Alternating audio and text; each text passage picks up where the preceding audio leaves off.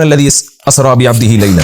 پاک ہے وہ ذات جو اپنے بندے کو رات کے تھوڑے سے حصے میں لے گیا مسجد حرام سے مسجد اقصیٰ کی طرف، وہ مسجد اقصیٰ جس کے ارد گرد ہم نے برکتیں رکھی ہیں۔ اس میں معراج کے واقعے کا تذکرہ ہے۔ رسول اللہ صلی اللہ علیہ وسلم کو نبوت ملنے کے بعد اور ہجرت سے پہلے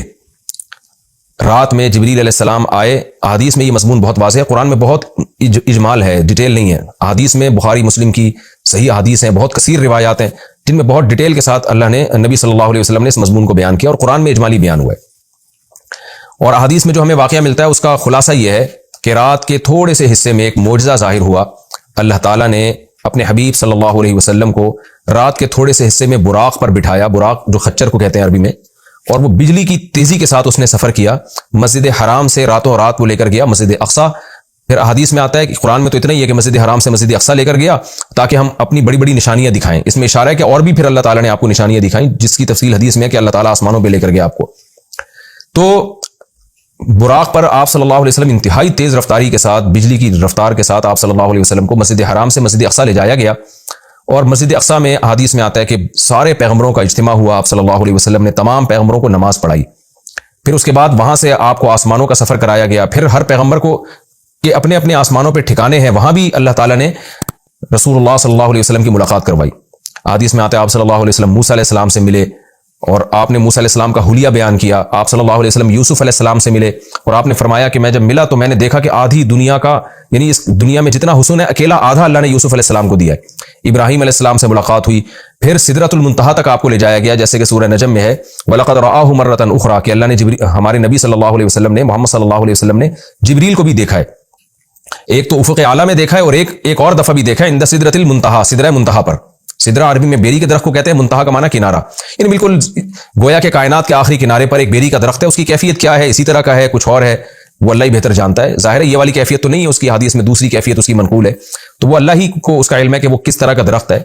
اس کو بیری سے تعبیر کیا گیا، اس کی وجہ کیا ہے، یہ ساری باتیں غیب کا علم ہے جن کو اللہ کے سوا اس کی پوری حقیقت کوئی نہیں جانتا۔ ہمیں جتنا بتایا گیا ہے ہم اس پر ایمان رکھتے ہیں۔ تو حدیث میں آتا ہے کہ سدرۃ المنتہا ہے جہاں اس کے بعد اس سے آگے کوئی نہیں جا سکتا۔ تو اللہ کے نبی صلی اللہ علیہ وسلم کو وہاں لے جایا گیا، اور وہاں بھی آپ نے جبریل علیہ السلام کو دیکھا۔ تو اس کا تذکرہ بنی اسرائیل میں نہیں ہے بلکہ سورہ نجم میں ہے۔ تو وہ زیادہ مفسرین اسی طرف گئے کہ معراج ہی کی رات یہ واقعہ ہوا ہے، تو اس میں بھی اشارہ ہے کہ اللہ کے نبی صلی اللہ علیہ وسلم کو 7ویں آسمان تک لے جایا گیا۔ تو یہ سارا واقعہ ہوا اور رات کے تھوڑے سے حصے میں، اور پھر اللہ تعالیٰ رسول اللہ صلی اللہ علیہ وسلم کو دوبارہ واپس لے آئے، اور آپ صلی اللہ علیہ وسلم نے پھر جب مشرکین میں دعویٰ کیا کہ مجھے راتوں رات اس کائنات کی سیر کرائی گئی ہے، میں نے مسجد اقصیٰ دیکھی، تو مشرکین نے مذاق اڑانا شروع کر دیا۔ مشہور واقعہ ابو جہل حضرت ابو بکر کے پاس آیا اور کہنے لگا کہ تمہارے ساتھی محمد صلی اللہ علیہ وسلم کا تمہیں پتہ ہے کہ انہوں نے کیا دعویٰ کیا ہے؟ ابو جہل کا خیال تھا کہ جب میں یہ واقعہ حضرت ابو بکر کو بتاؤں گا تو ابو بکر معاذ اللہ انکار کر بیٹھیں گے اور بولیں گے واقعی بھئی یہ تو محمد صلی اللہ علیہ وسلم نے معاذ اللہ جھوٹ کہا ہے اور آپ اللہ کے نبی نہیں ہیں۔ تو ابو جہل خوشی خوشی گیا اور کہا کہ تمہارے ساتھی نے کیا کہا ہے؟ تو حضرت ابو بکر نے فرمایا کہ کیا واقعی محمد صلی اللہ علیہ وسلم نے یہ دعویٰ کیا ہے؟ ابو جہل خوش ہو کے کہنے لگا ہاں بالکل دعویٰ کیا ہے۔ تو حضرت ابو بکر نے کہا کہ پھر بالکل صحیح کہا ہوگا، پھر واقعی ایسا ہوا ان کے ساتھ، کیونکہ محمد صلی اللہ علیہ وسلم جھوٹ نہیں بولتے۔ تو جب آپ نے یہ دعویٰ کیا کہ ایسا میرے ساتھ ہوا ہے تو مشرکین مذاق اڑانے لگے، اور پھر آپ صلی اللہ علیہ وسلم سے بیت المقدس کے بارے میں پوچھنے لگے کہ اچھا آپ اس کا نقشہ بتائیں کیسا ہے،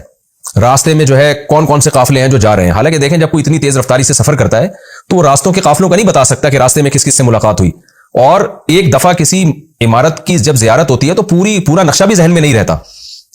تو حدیث میں آتا ہے کہ جب مشرکین نے نبی صلی اللہ علیہ وسلم سے یہ باتیں پوچھی ہیں نا، تو اللہ تعالیٰ نے پوری مسجد اقصیٰ آپ صلی اللہ علیہ وسلم کے سامنے رکھ دی، یعنی آپ کی نظروں کے سامنے رکھ دی، اور ان قافلوں کا بھی بتا دیا۔ تو نبی صلی اللہ علیہ وسلم ایک ایک کی خبر دیتے رہے، اور جب وہ قافلے واپس لوٹے ہیں تو جیسے جیسے نبی نے بتایا تھا اسی طرح انہوں نے خبر دی مشرکین کو، اور مشرکین حیران ہو گئے کہ نبی صلی اللہ علیہ وسلم نے کیسے وہ پورا نقشہ بتا دیا، حالانکہ آپ صلی اللہ علیہ وسلم کبھی مسجد اقصیٰ گئے نہیں ہیں، لیکن عرب کے سفر ہوتے تھے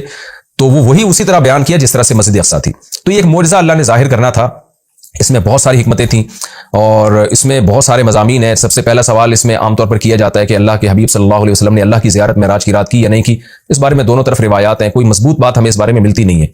کہ زیارت ہوئی ہے۔ جن احادیث میں آتا ہے کہ زیارت کی وہ قابل تعویل ہیں، اور بعض روایتوں میں صراحتاً نفی ہے، اس لیے اس بارے میں کوئی بھی شخص کوئی بھی نظریہ رکھ لے تو رکھ سکتا ہے۔ میرا اپنا رجحان یہ ہے کہ کسی مضبوط دلیل سے یہ ثابت ہوتا نہیں ہے کہ ہمارے حبیب صلی اللہ علیہ وسلم نے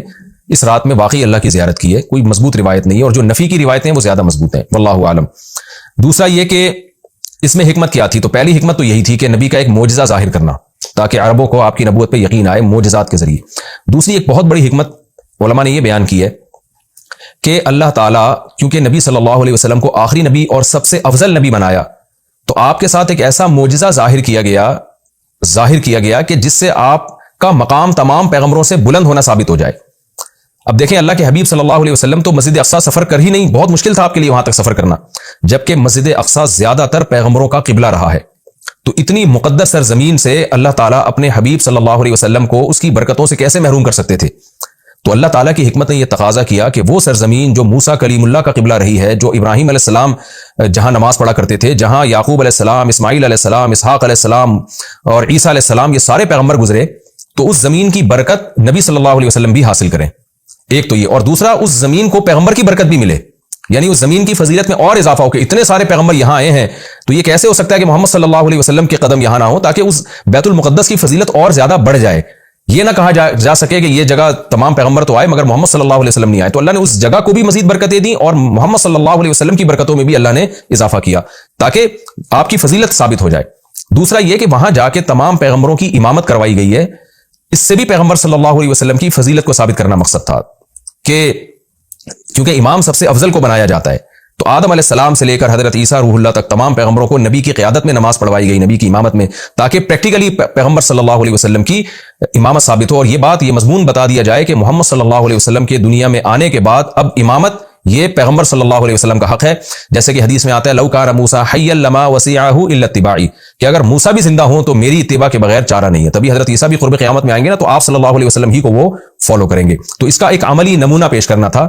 کہ لوگ اب نبی جب دنیا میں آ گئے ہیں محمد صلی اللہ علیہ وسلم، تو تمام شریعتیں منسوخ، اب آپ صلی اللہ علیہ وسلم ہی کو سب نے فالو کرنا ہے۔ تو یہ ساری حکمتیں تھیں جس کے لیے معراج کا واقعہ وجود میں لایا گیا۔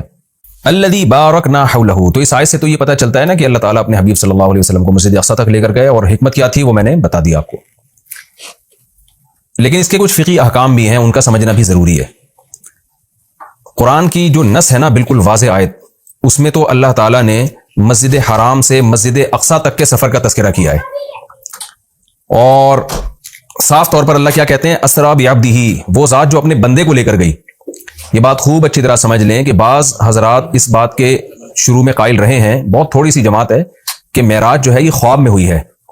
لیکن پھر امت کا اس پر اجماع ہو گیا دلائل کی روح سے کہ معراج خواب میں نہیں ہے بلکہ جسمانی ہے۔ لہذا پوری امت کا تمام فقہا محدثین کا اس پر اجماع ہوا کہ یہ خواب میں نہیں ہوا بلکہ یہ جسمانی، یعنی آپ کو جسد اطہر کے ساتھ لے جایا گیا ہے۔ اور اس کی دلیل قرآن کی آیت ہے کہ سبحان الذی اسریٰ،